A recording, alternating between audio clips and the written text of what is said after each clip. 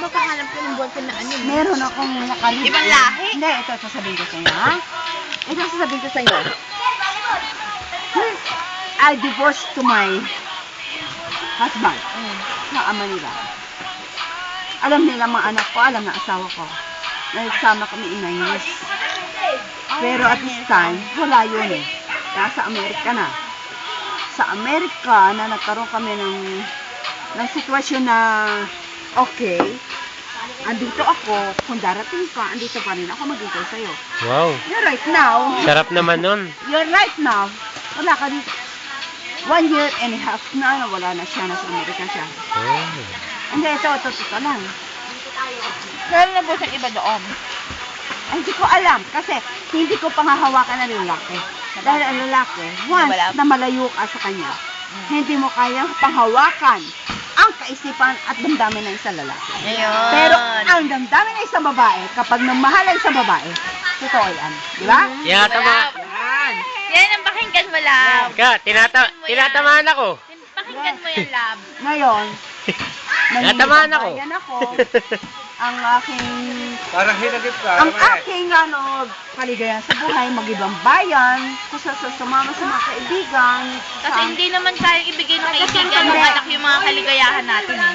Hindi, kaya ibigay ng kaibigan, pero Personal na na kaligayahan. ikaw ay pumunta sa mga ibang bayan ka, natural na meron magkakagusto sa'yo. Ba, syempre. Okay? Hindi naman tayo, hindi naman tayo pangit at babae, di ba? Maganda tayo. Ako, ade, smart, 50. Pero may ka gusto sa akin, 30 ko, ba? DI scandal. Saan ako to? Taga saan? Taga saan siya? Taga saan?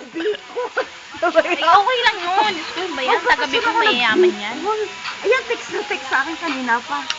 Ano, pumunta na siya dito? Yung kung ano ang mga text ng mga teenage. Ano gusto ko lang? Gets nyo? May kaligayahan ng puso na gano'n. Tapos, masaya, di ba? Wow, flattering. Hindi ka flattering, di ba? Yes. Ilan taon ba kayo hiwalay? 20 years. 20 years. At tagal na pala naman. Wow. Okay lang yun. Pero legal na maghiwalay. Legal. No. We are not legal na hiwalay. We are legal marriage. Magkano po ng gastos nyo? Wala mga mabait lalaki ngayon, no? Kahit Ako, Oo nga, no? Bakit nga? Kaya nito 5 minuto. 18 years old ako nagkasawa. But you don't look like 50. You're so cool. Oo. Kasi mahilig ako sa mga. Ganyan, happy. Walang puting buhok. Happiness. Napakahilig ko sa akin. Totoo na, totoo. Napakahilig ko sa akin. Enjoy your life.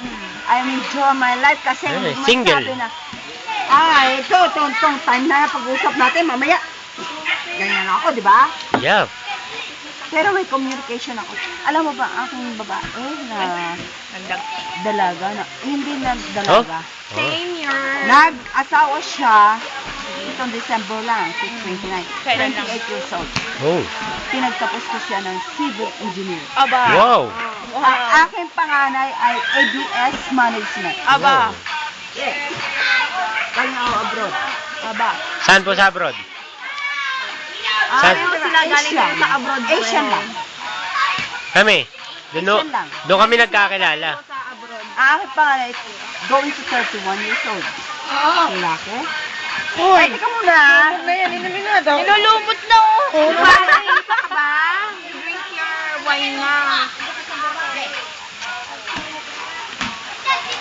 Dito, may store ang anak ko. Nanganay dito sa Greenwich. Sa Mall 2. Sa mall. Binuhusan mo ko ha, Tino. Alam mo, di ko alam yan. Alam pa yan? Ang Baka lesson nila pa yan, alam pa yan? Yung cellphone, lahat ng klase cellphone, operator ang aking anak ng binata. Sa akin na. Saan tatrabaho ngayon? Ito na. Operator hawak niya Manila. Lahat.